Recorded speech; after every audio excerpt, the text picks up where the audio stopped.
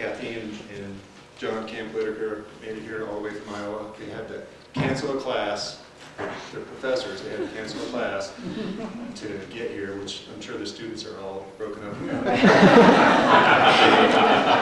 They came here all the way from Iowa. They're going to turn around and go back and teach classes next week. So thank you guys very much. Paxtons, you guys, without saying, thanks for.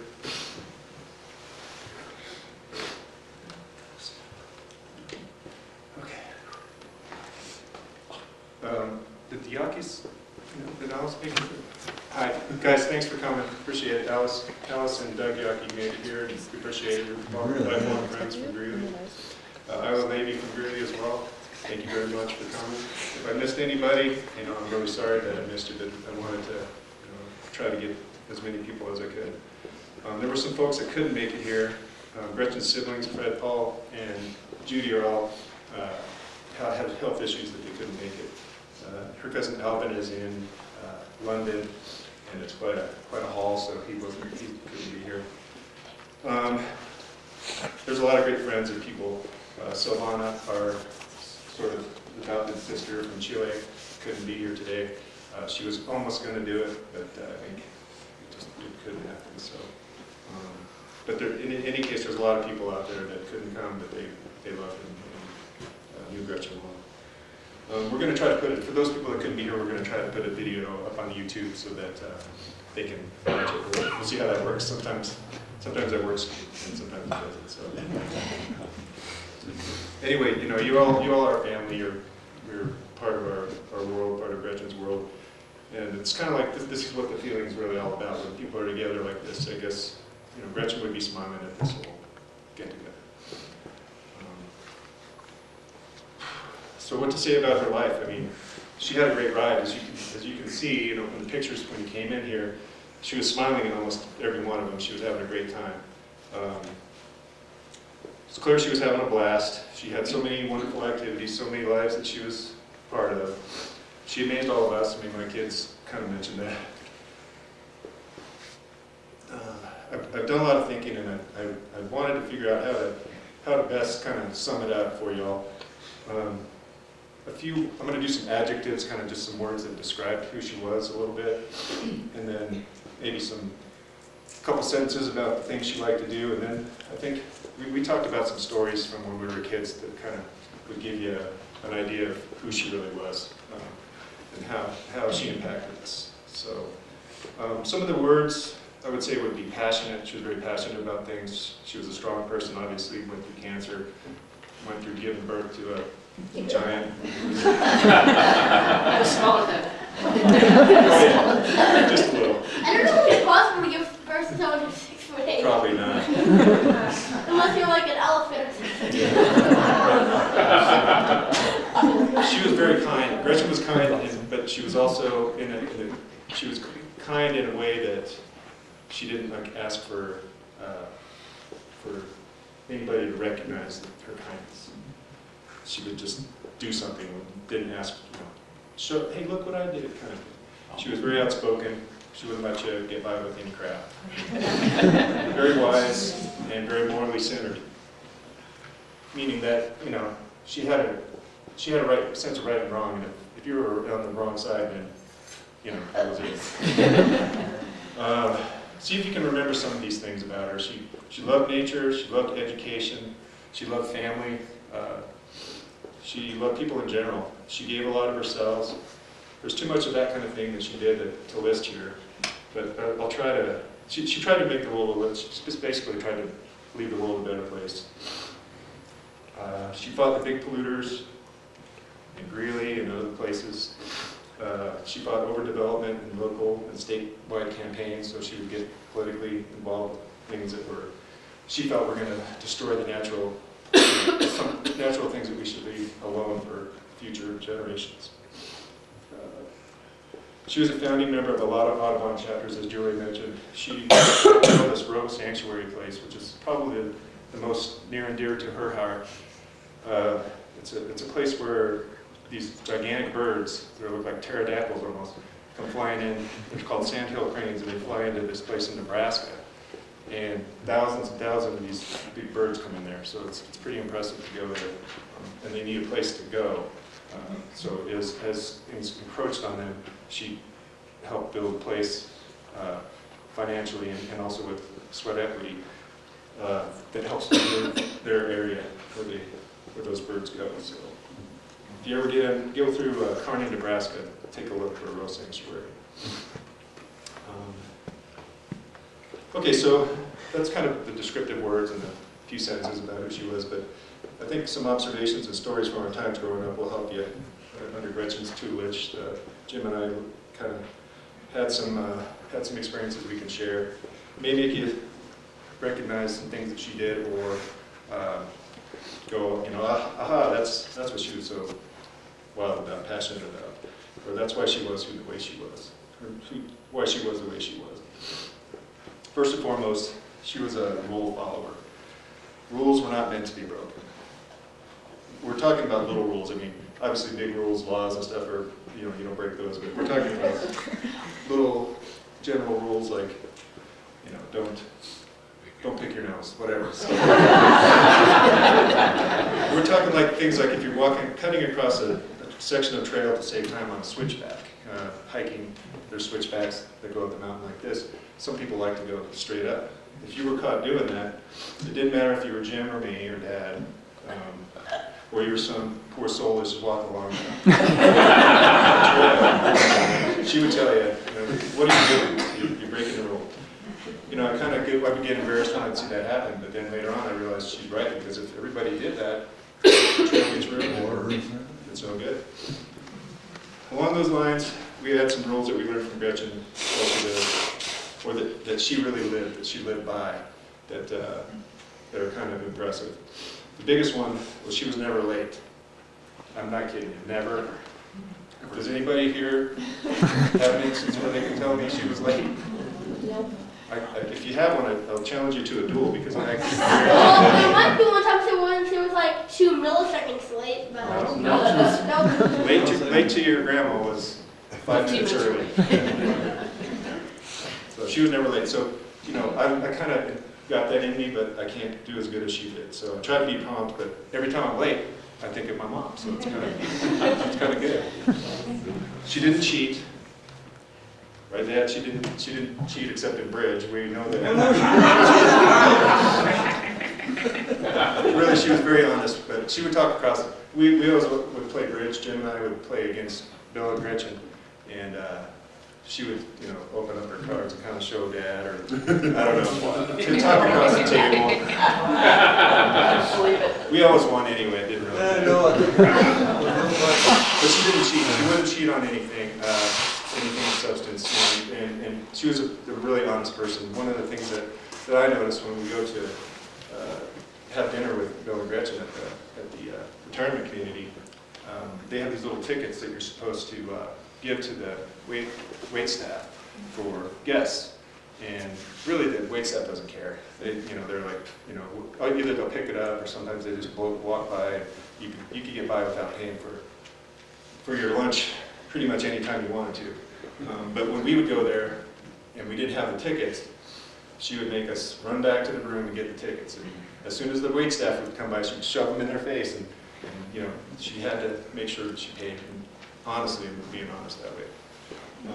So I take that into I take that kind of thing in my day-to-day life when I'm challenged with stuff like that. If I should do this or I should do that, I kind of try to think about what she would do, or think about that stuff like that. There's another good rule that she had that she worked into a lot of day-to-day life. It was she thought it was her right to give us advice, and I think it is too. As I got older, sometimes when your mom's giving you advice, you don't want to hear it. But she would tell us that it was her anti-nagging rule. She didn't want to nag us, but she wanted us to hear her words. So she would tell us, "I'll tell you one time what I think and what I think you should do after that. I won't say it again unless you ask me." They worked very well, and most times it ended up we would have a further discussion about whatever situation it was she was giving us advice about. We should stuck to it. Yeah, she stuck to that rule. So I try to do that with these guys as much as I can. They already have it ingrained in them, so we don't have to really explain it as much anymore. So I think Grandma worked that through.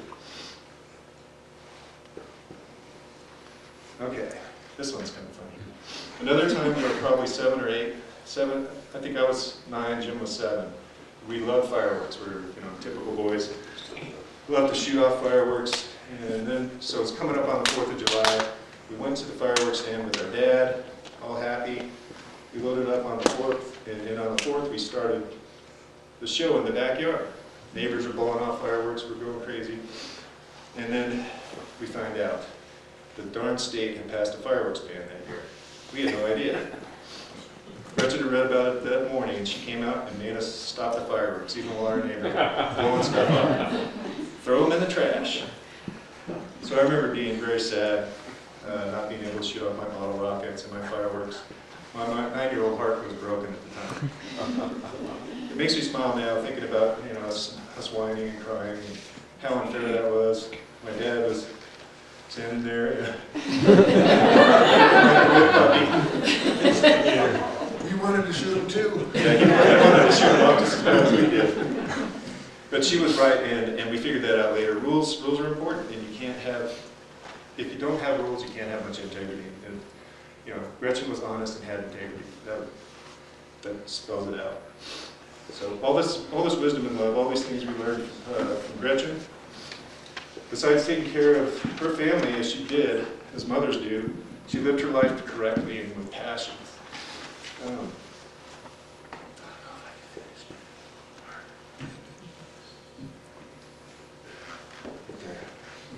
I'll do the last little bit. Thank you. We sometimes didn't understand the importance of what she was giving us at the time, but her examples as she led her life changed us and made us better people. The stories from her grandkids and her children are but a small portion of what she gave us. We will surely miss her everything. Give you the hard part. But we are comforted in the knowledge, the 100% secure, sure knowledge that we will continue to discover Gretchen in ourselves in new ways as we get older. And as we cross new challenges in our lives, in the coming months and years, there will surely be a rule or a way of dealing with thinking about a situation where she's going to help us. And we'll think about her smile when that happens. And I hope you will too. Thanks again, everybody, for coming. And we love you all. She loved you all. Thank you. Thanks.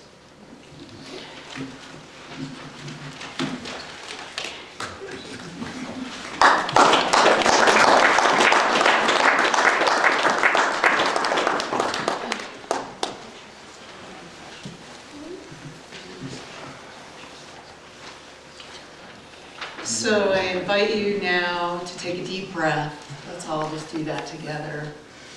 After hearing those beautiful stories, thank you, everyone. So fun to hear about her.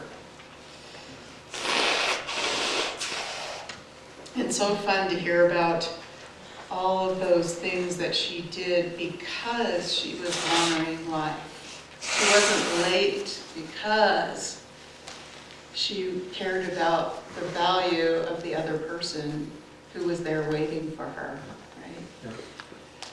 So, and I just remember her spit and vinegar. Woman. So I invite you to pray or meditate however you see fit right now in this moment with me. And we invite the spirit of compassion into the room, the spirit of humility, the spirit of gratitude that lives within each of us and among us all. Our hearts are filled with profound gratitude for this special woman who has lived. With her life, she heard the call of love. She believed it was important what you did in this life. And she answered that call with a will to live life to the fullest. She was an honest and kind woman who had an infectious love of learning and love of the world. She did truly believe that we have not inherited the earth from our parents, but we have borrowed it from our children. This core value has shaped her spirit, her personality, and the way she lived her life. And through this demonstration, she has shaped our faith in ourselves and in our capacity to make a difference. This is part of what we mean in the Unitarian Universalist tradition when we say our faith is a living tradition. That we honor someone's life by taking the best of who we are, the best of who they were, into our own hearts and minds and live it out in some small way in our own lives. In that way, this one beautiful life influences the beauty of each of the lives present here. So in this moment, think of the quality about Gretchen you loved the best. The thing you loved most about her. And you might make a promise to yourself to put a little piece of that in your heart and carry that forward in your own life. So may it be in the beauty of our lives that we make ourselves a light, and by doing so honor Gretchen and make blessed this loss, our loss.